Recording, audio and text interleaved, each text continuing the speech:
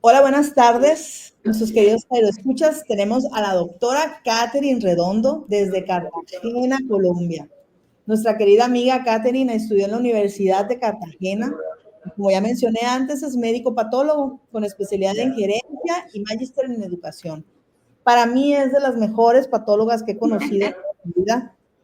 Aparte que la aprecio mucho, es espectacular, como otros muchos, ¿verdad? Pero a ella también se le quiere mucho y por eso es nuestra primer gran invitada.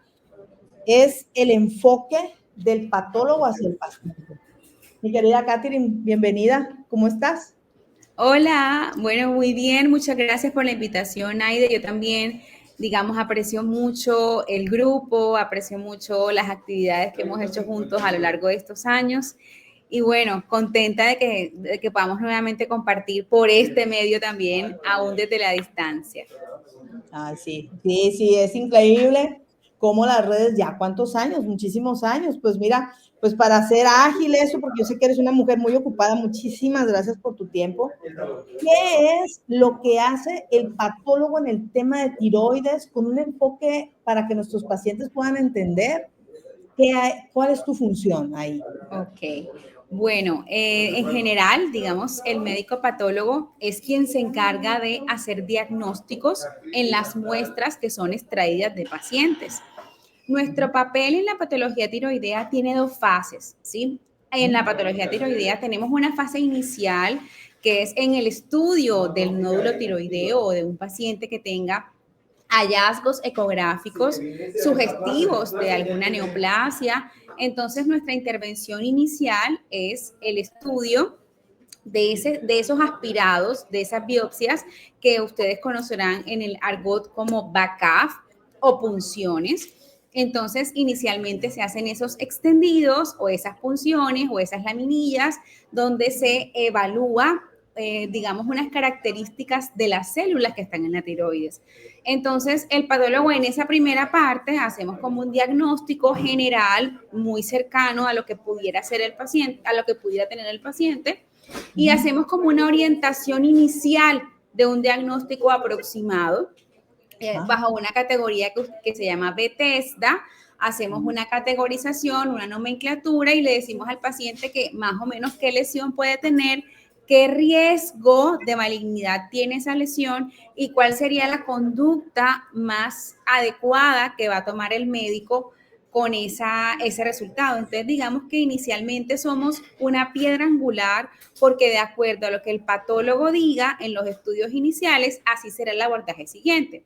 Nuestra segunda intervención en el diagnóstico de la patología tiroidea es cuando ya operan al paciente, es decir, cuando ya el endocrino, el cirujano encuentra determinados hallazgos, decide llevarlo a cirugía y decide entonces hacer una tiroidectomía o extraerle media tiroides. Y es ahí donde viene nuestra segunda intervención y es el estudio de esa pieza que se extrae de una cirugía y dar el diagnóstico definitivo. Entonces, ya esa segunda muestra no es una aproximación diagnóstica, sino es que ya es el diagnóstico oficial, el definitivo, con el que el paciente se queda y con el que va a determinar lo que viene posteriormente con él. Ok, entonces es cuando ya entran en la cirugía, es cuando ya deciden, sabes que si esto tiene ya la malignidad, no es en la primera biopsia, sino en la segunda, cuando ya hacen que extraen ya son una parte, muy bien. Entonces, el famoso indeterminado, ¿qué significa para ustedes como patólogos? Eso lo escuchamos Okay. mucho, pero no sabemos qué es. Sí, de hecho para nosotros también es un reto ese diagnóstico. Entonces, bueno, cuando el patólogo se enfrenta a las láminas histológicas de los BACAF, que son la primera muestra que se le hace al paciente, es un estudio, digamos, mínimamente invasivo en el que se punciona la tiroides y se extiende ese material que se extrae, se extiende en una lámina, entonces el patólogo lo observa y hay como un sistema de clasificación que ya lo mencioné que se llama Bethesda. Ese sistema tiene como unos códigos que van desde lo más benigno hasta lo más altamente sugestivo de malignidad. Y dentro de ese espectro de benignidad y malignidad hay una categoría intermedia que se llama indeterminado o atipias de significado incierto o indeterminado. Entonces, esa es como una bolsita que tenemos los patólogos cuando no somos capaces por varios factores citológicos de decir si la lesión es benigna o si la lesión es maligna, es decir, cuando no tenemos claro dónde encasillarlo, pero no nos gusta, pero sentimos que no es normal, sentimos que estamos viendo algo raro, algo que no encuadra, entonces tenemos esa categoría, que es la categoría 3 de nuestro sistema de nomenclatura Bethesda, donde estamos diciendo, epa, aquí hay algo que me llama la atención, ¿sí? No está negativo, tampoco está del todo para colocarle cáncer o para colocarle maligno, pero yo quiero que le hagamos al paciente unos estudios adicionales, ya sea moleculares, ya sea repetir la punción, ¿sí? O definitivamente el cirujano dice, mira, Katy, o al patólogo, yo pienso que este paciente debe ir a cirugía porque yo estoy viendo unas características ecográficas o porque la lesión está muy grande, en fin. Pero digamos que es como una bolsa, ese diagnóstico, esa categoría es una bolsa donde al final no tenemos la respuesta precisa de cuál es el diagnóstico, entonces lo utilizamos ahí como para decir, llamar la atención, como para decir, algo no me gusta, sigan estudiando o tomen una conducta porque a veces no toman la muestra, pues no le dan a donde es, agarraron a lo mejor un cachiringui que le hizo falta más. Exacto. Para que ustedes puedan. También puede pasar eso, exacto, que de pronto estemos viendo solo algunas cuantas células, no un material suficiente que me permita hacer un diagnóstico. Entonces, sí es importante que tengan claro que cuando aparezca este diagnóstico de atipias, de significado incierto, no hay que quedarse quietos, o sea, no tenemos claro si es benigno o maligno. Lo que quiere decir que a este paciente hay que seguirlo estudiando para establecer cuál es su verdadero diagnóstico. La ventaja es que el 60% de estos pacientes, cuando los rebiopsian o cuando los siguen estudiando, terminan siendo lesiones benignas. Entonces, de pronto invito a que cuando tengamos este diagnóstico, a pesar de que todavía no tenemos un diagnóstico de certeza, podemos estar casi que tranquilos porque muy seguramente cuando lo terminemos de estudiar, terminarán siendo lesiones benignas. Muy bien. No, pues está muy, muy claro. ¿Por qué a veces es tan tardado el resultado de la patología? Los pacientes se desesperan porque dicen, ¿por qué tanto tiempo? Eso ocurre en todos los lugares del mundo, Aide. Pasa algo particular con nuestro gremio y es que somos pocos en el mundo en general, o sea, comparado con el resto de especialidades, el gremio de los patólogos es poco. Y dentro de los patólogos, no todos ven citología. Citología es todo este área que se encarga del estudio de las punciones, ¿sí? Podemos estudiar punciones de tiroides, de mama, de pleura, cualquier, digamos, las puncioncitas que se extienden los líquidos, entonces todavía el gremio se reduce más.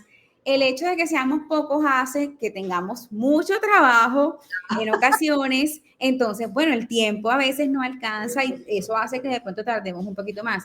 Pero la principal causa es porque probablemente el caso es muy difícil, ¿sí?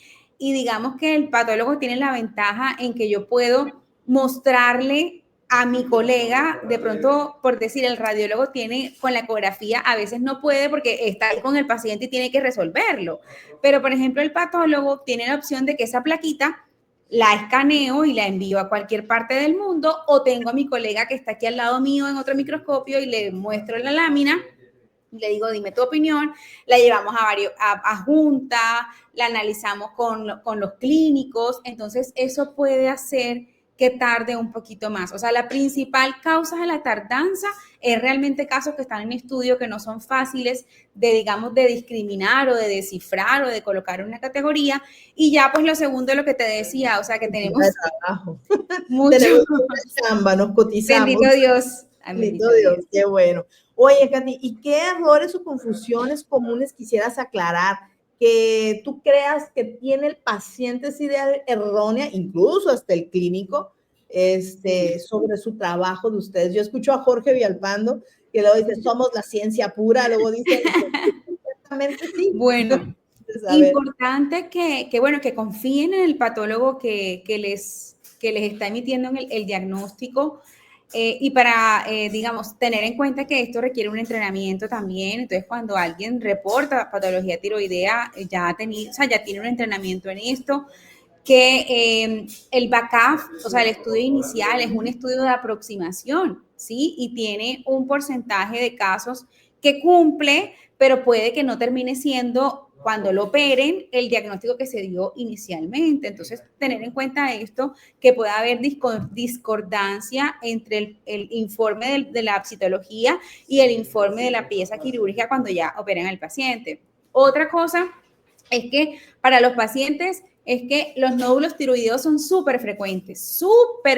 O sea, hoy en día el 60% de la población terminará con un nódulo tiroideo, ¿sí? Y si le hacemos autopsias a todo el mundo, hasta un 90% va a tener nódulos tiroideos de tamaño variable, ¿sí? Entonces, lo primero que me gustaría el mensaje es, no se asusten ante un nódulo tiroideo, no se asusten, eso es muy común en nuestra población del mundo, es muy común o mucho más común en mujeres y en mujeres jóvenes, es una patología frecuente. Y que es un diagnóstico que se hace en conjunto, ¿sí? Que el radiólogo va a dar unas características que ve en la imagen, en la ecografía inicial, el patólogo luego en el estudio de las láminas histológicas, y que entre los dos, junto con el endocrinólogo, que es quien conoce al paciente, quien sabe sus exámenes, quien al final hace la integración de los estudios de apoyo diagnóstico, pues tratará digamos, de consensuar y de obtener un diagnóstico en conjunto, ¿sí? Pero que puede, digamos, presentarse discordancias, y eso está dentro de lo esperado. De hecho, es posible que el radiólogo opine que es una lesión benigna y termine siendo un cáncer o un tumor maligno.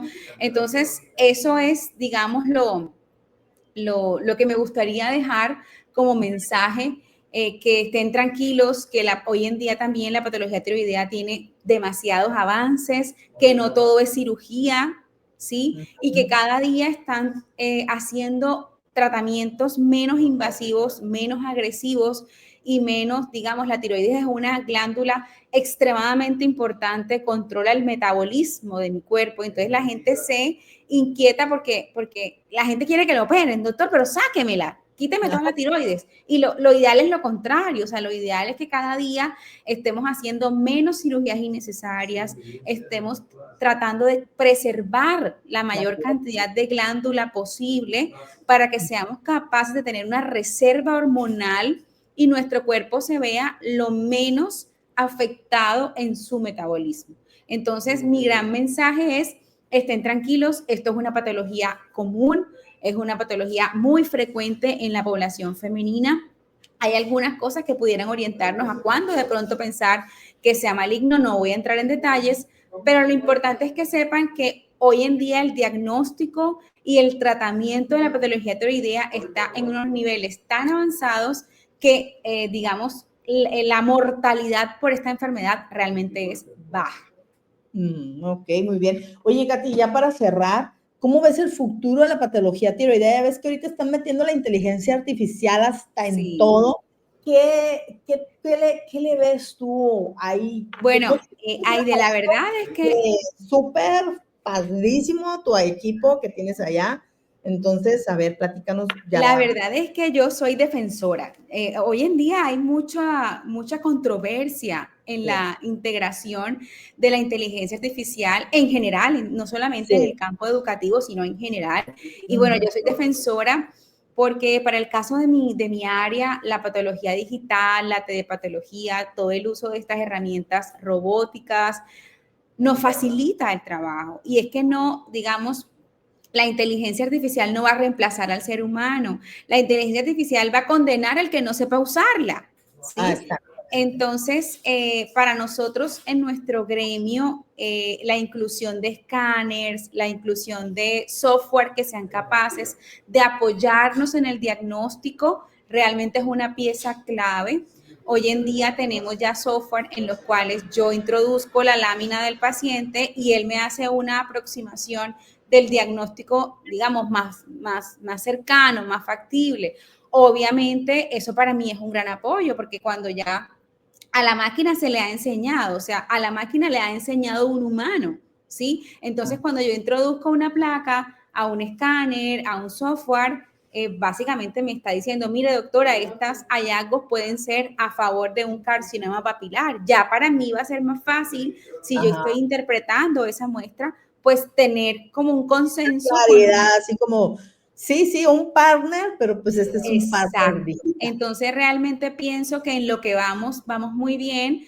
En mi país, digamos, todavía no tenemos disponible, por decir, como de forma generalizada estos software, pero en los lugares donde lo están haciendo realmente ha sido de gran ayuda. Yo creo que en México todavía tampoco están en esto de en patología, pero también sé que van en pro y que las ayudas también las están utilizando de la mejor manera. Pues no, muchísimas gracias, muy interesante, de verdad, como siempre. Me encanta escucharte, me encanta todo lo que dices. Pues nos vemos muy pronto, si Dios quiere, Katy. Muchas gracias por tu tiempo y pues muchísimas gracias a todos los que nos escuchan y recuerden que es muy importante siempre, siempre, siempre acudir a un especialista. Mi querida Katy, mil gracias y pues estamos en contacto. Gracias a ustedes, gracias al público. Y bueno, para mí siempre es muy grato saludar a mis compañeros de trabajo que quiero con todo mi corazón. Ustedes saben que desde Colombia les mando un abrazo enorme. Somos hermanos.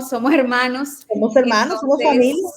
Sí, entonces siempre será un placer estar con ustedes, ya sea presencial, ya sea virtual. Y los quiero mucho y ojalá haya sido de mucha ayuda y en lo que pueda seguir vinculándome a ustedes en la academia con mucho gusto porque amo esto y amo la tiroides. Un abrazo. Gracias, Katy, un abrazo. Muchísimas gracias, bye bye. Gracias. Bueno, pues nos vemos el viernes, pero el próximo viernes. Muchísimas gracias y déjenos sus dudas y recuerden, cuiden su tiroides y lo que dice la doctora es bien importante, no asustarnos y siempre. Chao, nos vemos nuestros queridos tiroescuchas. Hasta la próxima.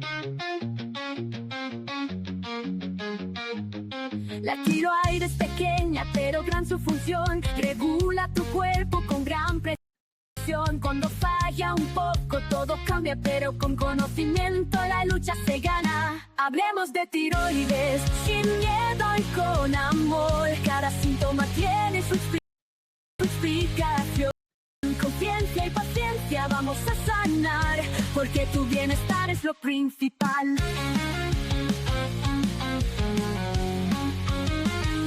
Si el cansancio llega y no te deja en paz, o el frío o el calor te hacen mal, no ignores las señales, escucha tu voz, la tiroides habla, es hora de actuar. Hablemos de tiroides, sin miedo y con amor, cada síntoma tiene su explicación.